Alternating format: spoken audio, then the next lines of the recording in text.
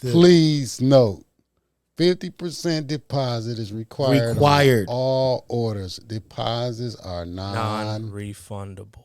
Refundable. All right, come on, let's get this cracking. Can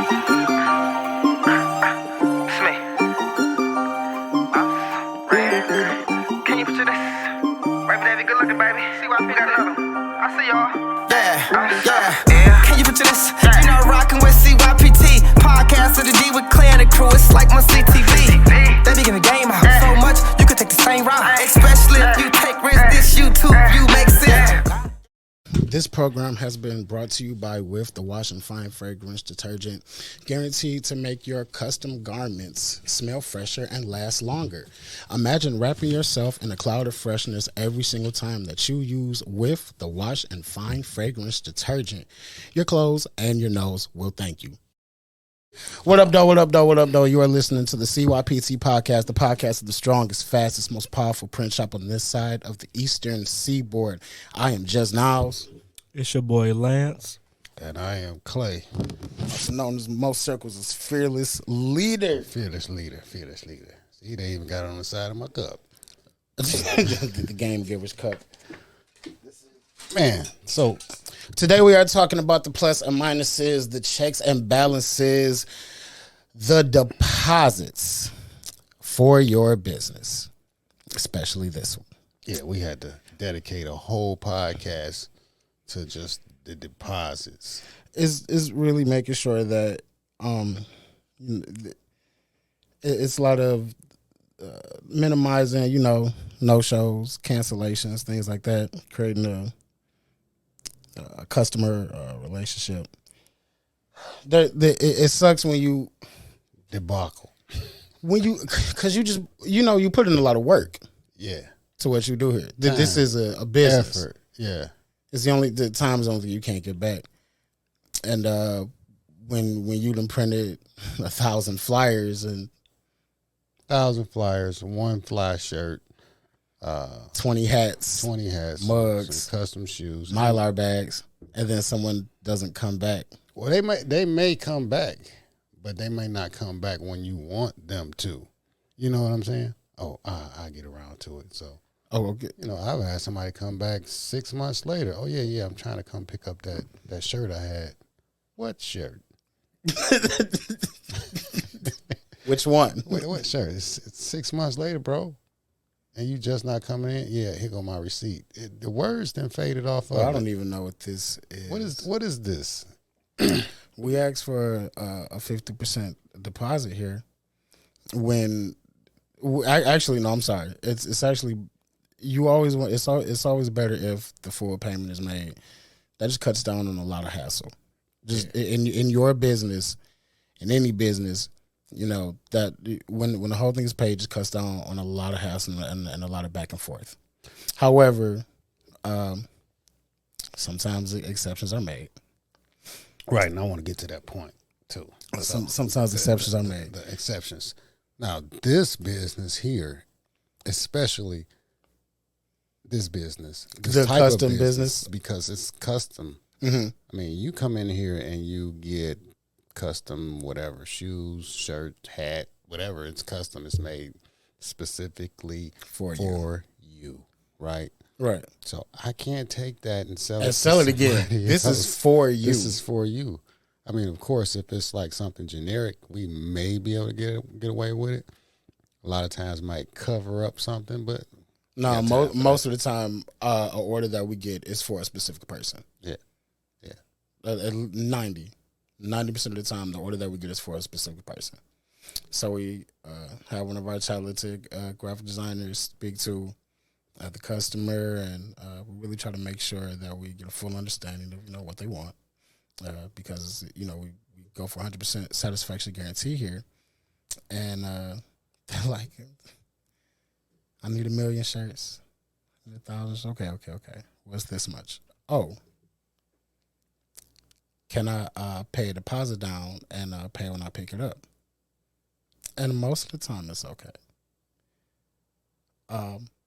But then every now and again,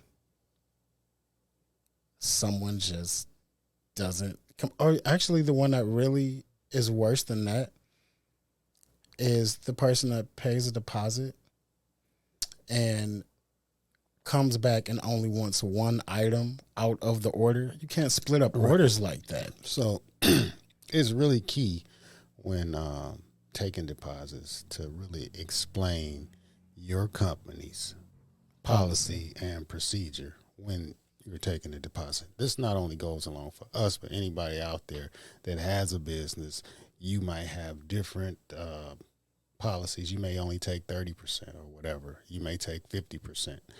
But the importance of taking a security deposit, which we call it, because it secures the bag, you know what I'm saying? I feel it secures your time. And your time. So it takes a lot of time doing what we do. So you don't want to waste none of that, because the time is money. So you got to look at it like that. Not only do you lose your time, you lose product and cash flow as well.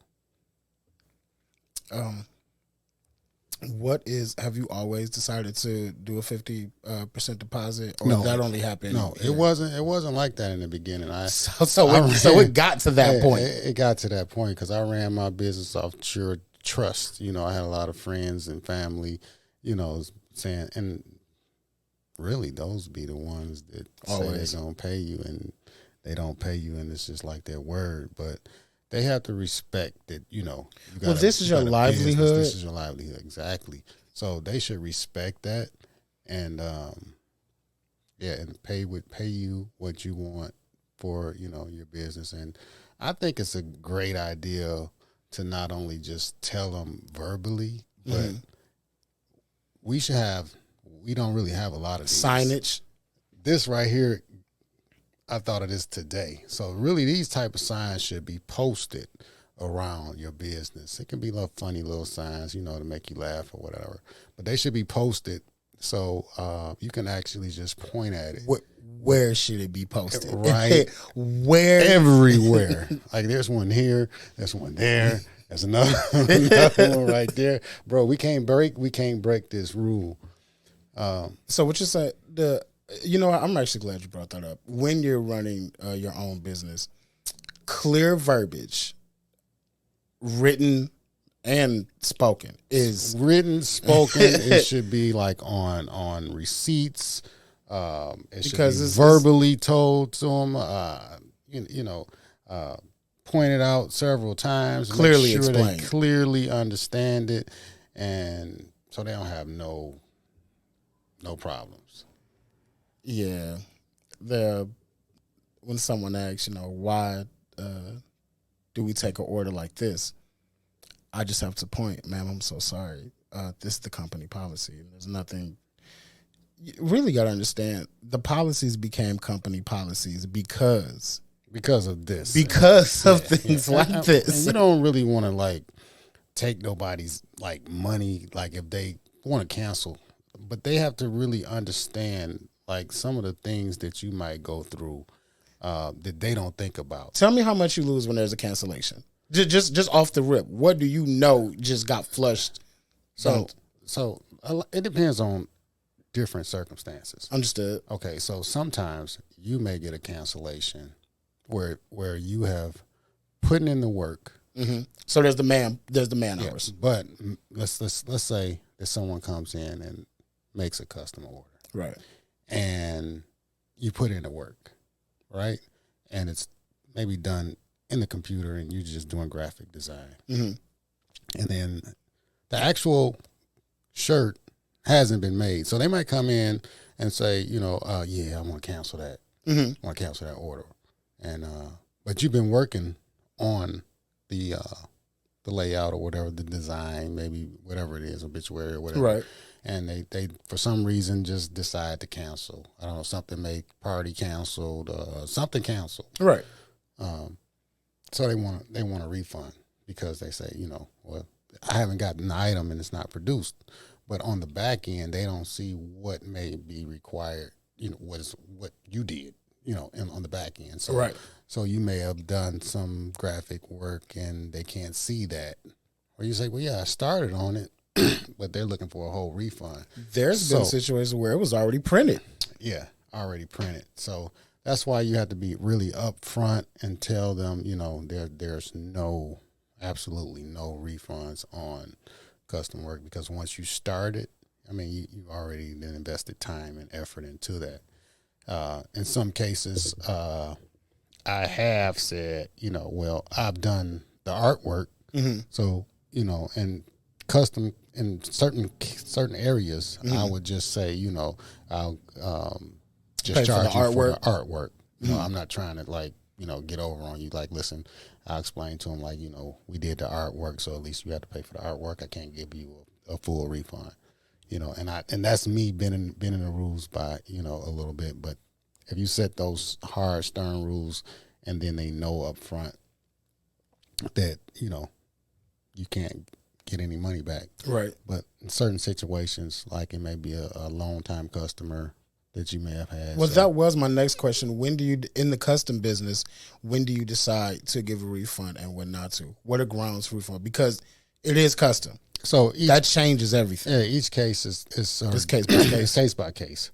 So it's hard to differentiate, one case from another case. So it depends on the circumstance. You may have placed a large order for some blanks, and they come in and want to cancel. Now, of course, you're a T-shirt shop, but you want, to use that cash for something else. You're tying that money up. Right. So you don't want that money tied up. Even though you may be able to return it, still you have to take time out of your day to pay someone, or you doing it yourself to send the stuff back, and you took time to take the actual order. All of that is taken under consideration when you giving refunds.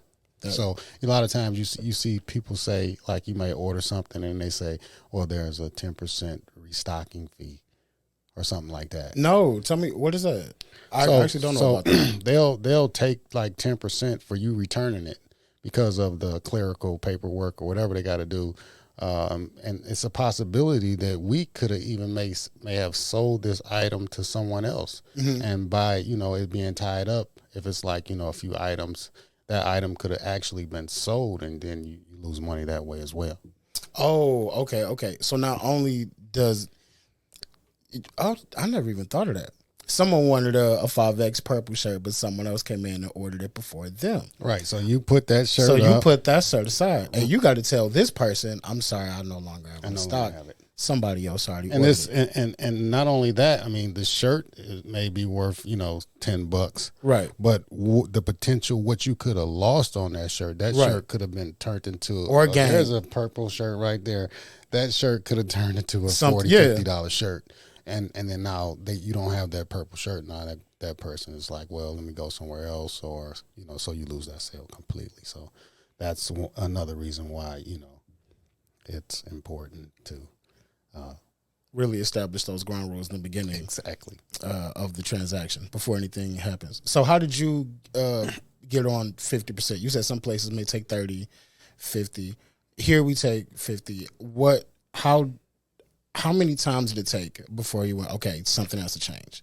Well, yeah, I think some of the like the smaller items, like that this doesn't require a lot. If it's like $5-10, of course you're not. Hey, put 50% down on $5.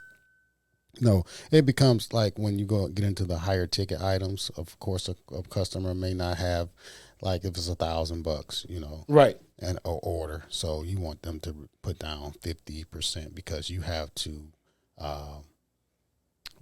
get before materials. we even get started on all you have this. to get material. You don't want to go in your pocket, spending that type of money going to get materials and shirts or paper or stuff that you may have to order to complete their order. Right. So you want to use their money to do that. Right. Because you got employees, you have to pay everything. So you want to use some of that capital that they have to get it started. Exactly. What's the next step after you make the $1,000 order? Somebody put a 50% deposit down, and they have not been back in weeks.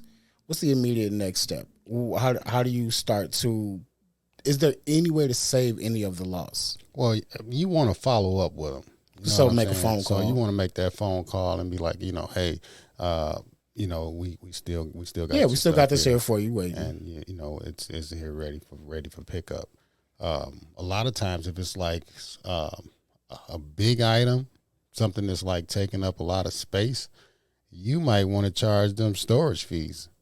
And depending on what particular business you're in, like sometimes we have these like big stand up cutouts, and that takes up room, and that takes up a lot of room. So it's there in the maybe out there on the floor. Mm-hmm. Sometimes it's good for advertisement, but we really want you to come get this merchandise because we don't want to be responsible. We do a lot of moving here. If something it gets damaged or something like that, so you really want to have them come pick it up in a timely manner.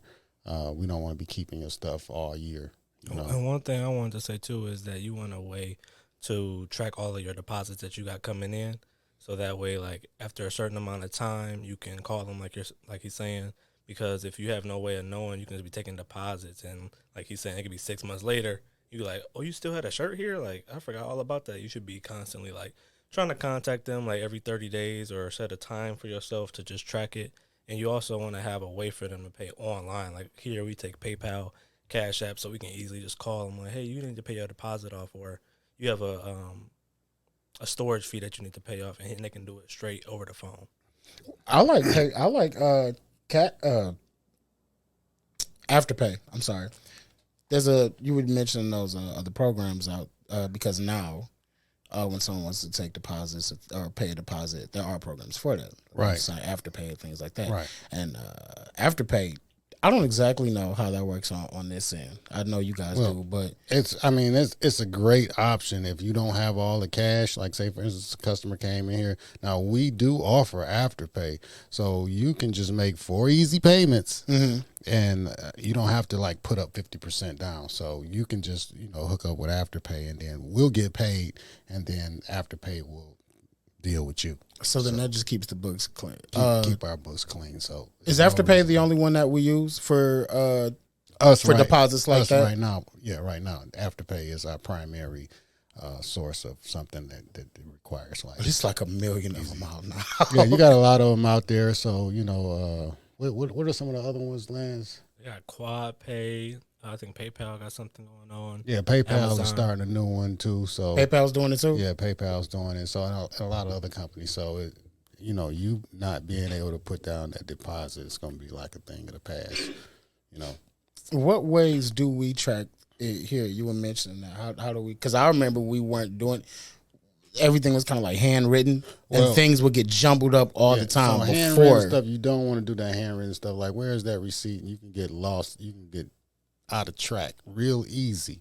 So you want to have like you want to have a payment system like we use QuickBooks for our keeping track of everything. They got other programs out there, Clover or whatever, is going to keep track of everything. So you want to get rid of the paper and trying to get something this digital, like a POS system or something like that, that you can keep track of everything. Yeah, we also keep our own like track for like when we're contacting customers. Like after 30 days, we have a different location we move them to, just so we know like what's the most recent things. So that way, like if you have like a lot of orders coming in, like we do thousands of orders, sometimes you'll be like, okay, is this a deposit? How long has it been sitting here? Do I need to keep contacting this person? We have a spot that we put it to after 30 days of it not being picked up. Yeah, and that's where that storage for you was talking about. Yeah, then after 30 days, it turns to like 60 days and then 90 days. And then after 90 days, we just kind of like tossing stuff because we don't have the storage for it because it can get out of hand. Now, what about, tell me why it's bad for, here's an example. Somebody came and they placed an order and they paid the 50% deposit. Okay, and then they come back and they only want one shirt out of the 10 shirt order, and they feel that the deposit they paid should at least get them one shirt. Well, that's why you have to say clear parameters on your rules. So when you tell them up front, you have to get the whole order out. The entire order. Entire order. And if you want to do that's up to you. But I just feel like that can get messy. That can get messy. So we don't do it here, but to each his own. Yeah, you definitely want to have a clear understanding, like saying, be real transparent in the beginning, tell them all of your refund policies, if it needs to go on like the receipt or on your website if they're ordering that way, or texting them or emailing them, like just constantly giving them a reminder about it, because you don't want any misunderstandings later on in the end when you don't have that much time to, work things Go back out. and forth like that. Can any of you give me an example of a time where we cannot take a deposit, we need the entire thing? Well, like When does that happen? If it's not, of course, if it's custom, Right. and it's a situation where it's like maybe be like rushed. It might be the end of the day, and they need this, so we might have some staff stay over to get this project done. Of course, we're not going to take a deposit because we get into you right now, right today. So we want to know the seriousness of, you needing this item. So if you really, really want it, then you got to pay, the whole entire amount. All right. You got to analyze all of the work you're going to be putting in, how soon it needs to be done, what products and service you're going to be providing. All of that comes into play, whether if you need to take sometimes more than 50% deposit if they really don't got the full thing. But it has been plenty of times where somebody's like, I need it in an hour or less, but I don't got the full thing. I'm like, I can't start working I don't know it because I'm not sure if you're going to come back or not. And that's why the whole reason we have it in play is just to secure both ourselves and the customer as well, because it shows a professionalism when you're taking a deposit. Customers realize, like, oh, they're serious about their work.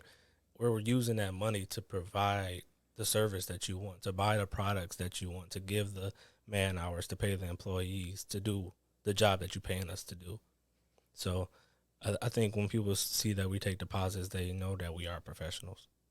Yeah, it adds a little bit of professionalism and trust, to your business. It really means a lot, Taking deposits. Taking a deposit, yeah.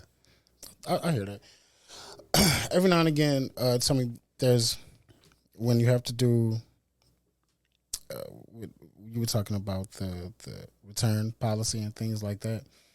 A lot of times you were talking about that they're custom items, so it's really difficult to take that back and put it back on our shelf because this was made specifically for you.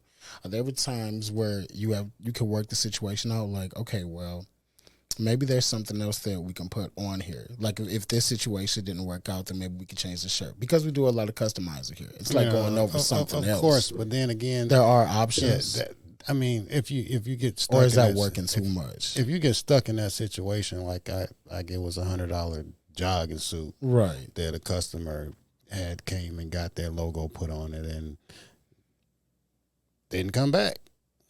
Made the phone call. We still got your stuff here. Oh, yeah, bro. Yeah, I'm going to be there. This, that, and never came back.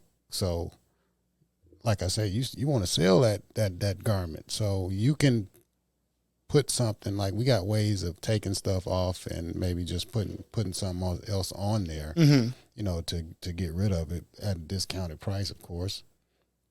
But it's still at a loss because there's man hours and taking the stuff off and making stuff work like that.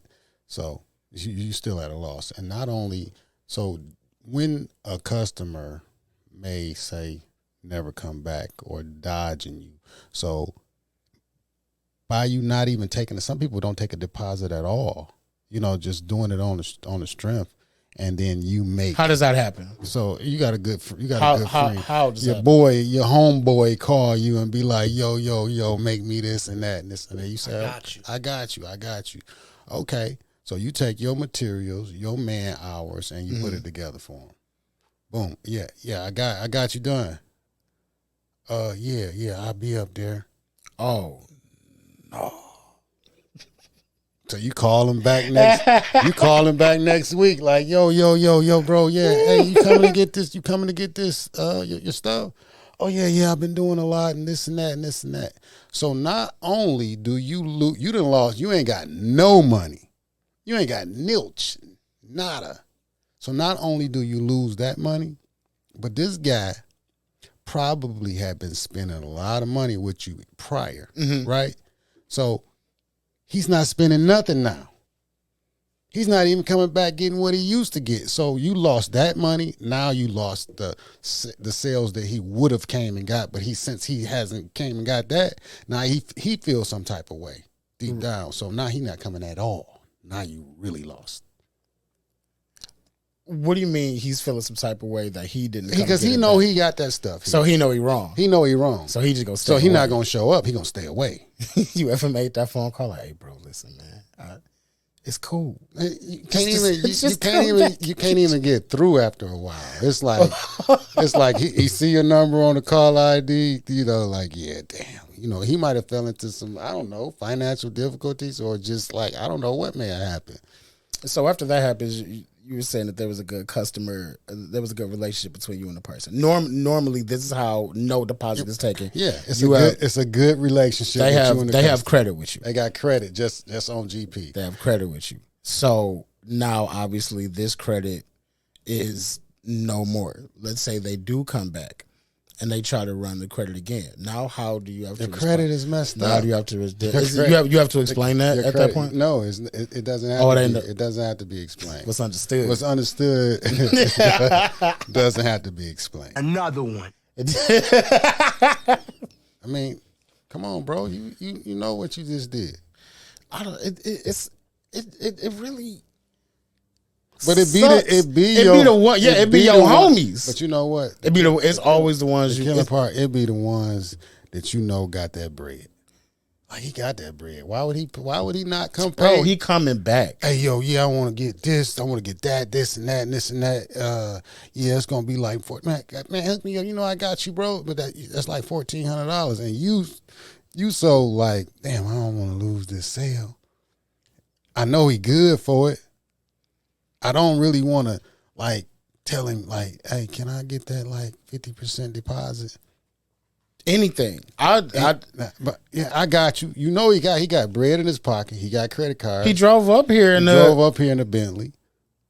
I mean, but you just won't pay the 50% because you know you may feel entitled or whatever. Now I've taken the gamble before and won. Okay, it has paid off before. It has paid off before and won. You ever lost? But I may have lost. It's just like going to the casino. You gonna lose. You're gonna lose. So it's just best to like say, you know, like, hey man, just kind of like respect the business. I know you my mans. I know you my mans, but I'm trying to set, you know, an example not only for myself by sticking to what I say I'm gonna do, but also setting an example for everybody else that's around me. Well, it's just this is a business.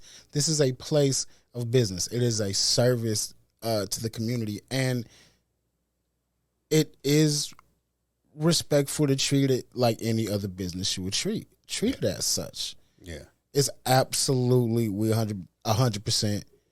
This is what we do. This is our time. This is our livelihood. I respect your time and your livelihood. It's a mutual. The deposit keeps everything in order. You talked about it a while back on one of our older podcasts, just keeping the books, you know, together. Yeah. And far as for a legality aspect of it, I mean, that right there is a legal binding contract. So if you got it written down, right, and the customer agrees to it, right, and just say for some reason something comes up later in the future, you have that contract, you know, so you really can sue for the other half of that money. You know, you can take it to the extreme. If it has to go that far? If it has to go that far, these could be deposits of not only like, you know, smaller amounts, but this can get up into the money, like higher end. You may have an order for $14,000. Somebody didn't put a $20. A very small deposit. Very small deposit. Now, we didn't finish the order. Yeah, we didn't finish the order, and we need payment. We need that other half. Not only do we need, I mean, the 50% is just to cover cover the work, but we still haven't got actually paid. So we may have to take you to court to get that 50%. No, it's never gone that far here, has it? It hasn't gone that far here, but you know, for those y'all out there that you listening, you may have to take that under consideration and, you know, make those contracts binding. So those are the receipts. Make sure those are the receipts. Paperwork. Make sure you got that paperwork right, and make sure it clearly states on that paperwork what you require. Oh, and also with the payment thing, again, this is a business. We have to pay taxes here. So yeah. And when we give you the price, that's our price. But you still got to pay. You still got to pay. They ready to cut my head off over Uncle Sam's tax. Yeah, that's not us. That's not us, bro. That's him. So you got to be proactive with things that happen frequent at your business, like the tax thing. People always come in. Oh, he told me 30. Well, it's still tax, man. It's still gonna. I can't do anything about it. Nothing. Like, and same thing with your rules. Like, people come in all the time. Oh, when can I get this back? Do you guys make T-shirts? You have to kind of remember all of the frequently asked questions from your customer base and be proactive about it. When they come in, we're showing them what T-shirts we make, what's the turnaround time, things like that, because we already know these are questions that come in people's head, our customers' heads when they walk in the store. So definitely be proactive about any rules or policies that you have so that you don't run into that problem later on where they're like, why is it an extra $10 on my bill? The tax. yeah, you would think that, they would know that, it's, I think look like a legitimate business. So why we got the shirts. We come in here, we got the shirt. We open on time. Open on time. Every day. We consistent. They treat like it's a business. If something doesn't happen as fast as they like it to, you got to treat it the exact same way on our side. Right. That's all. The deposit is honestly just respect for you, the other person, and for the business. Exactly. That's all it is. It's making sure that your time is a wasted and that this person's time is a waste. And once you get, like, if somebody came in to the business and said, I want this, that, and this, and I might say, yeah, okay. You ain't gave me nothing, right? Your stuff may not even get done. But when you give me that bread, you are expecting your product. But when you haven't given nothing, it's really not no reason why you would be expecting something. Oh, but they do though. So clearly, it's good for that customer as well as the business. So it works for both sides. I gave you my money. I expect this out of you. Exactly. You gave me your money. You know what I'm saying? Yeah. And you're gonna get this from me. It was a little while ago. A customer came in and you guys had talked about some things, but nothing was etched in stone. Right. And then they came back and you didn't do it? Yeah. You talking about that thing we was talking about? Yeah, we was just talking about it. Yeah. They expected a whole mock-up and everything like that. So I think the deposit, like you said, also make sure that your work is being started on. Have you ever heard this one? Yeah, just hook up the design and let me see. Man, listen. Like. Oh, no. That's part of the work, right? Hook up the design, and a mitigated call is when they go hook up the work and then send it to me. Yeah. We're a print shop. We can't send you that. We're a print shop. But a lot of times, me being me, I've got bitten in the butt quite a few times. How? How did that happen? Doing work on just okay. No, we went against the protocol. Went against the protocol. Can you do this for me? Oh yes, it's a potential. I mean, okay. So like I say, sometimes you win. I gamble. So it's up to you. It's up to you too. So if you gamble, that's your gamble. Just know that hey, you took that gamble and you lost. I'm not saying like don't gamble because sometimes you got a feeling sometime, and if you lose, that's on you. So as long as you charge it to the game, but just know. So try to do that as less as possible. So the important things are.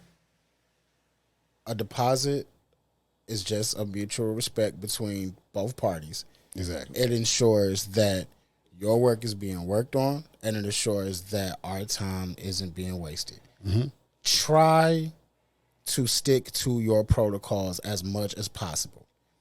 When you step outside of the protocol, be it for family or for someone cool or for someone who has good credit, understand that there is a risk involved with it. Sometimes you win.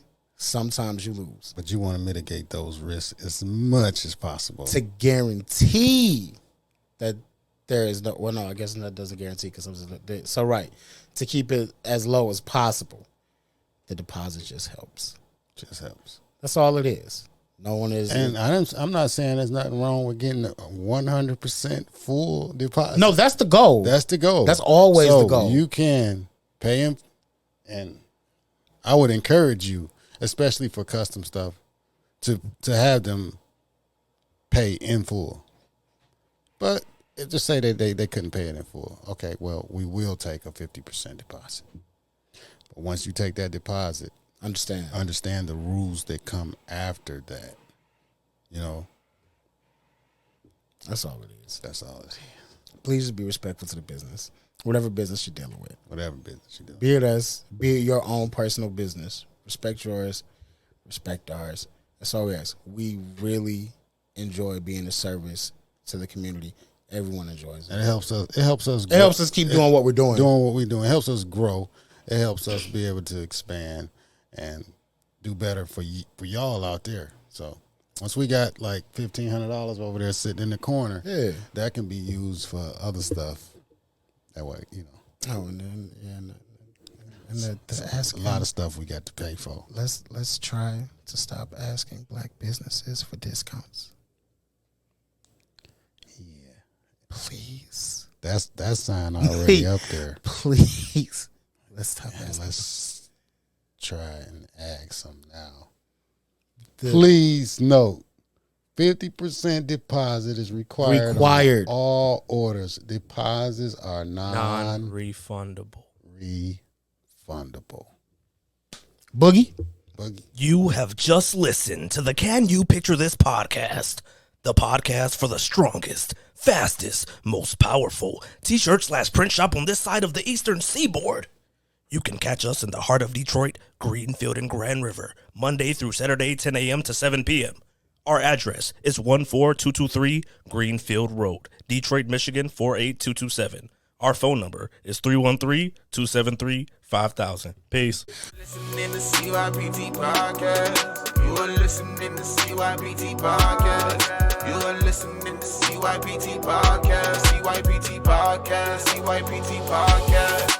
You are listening to CYPT podcast.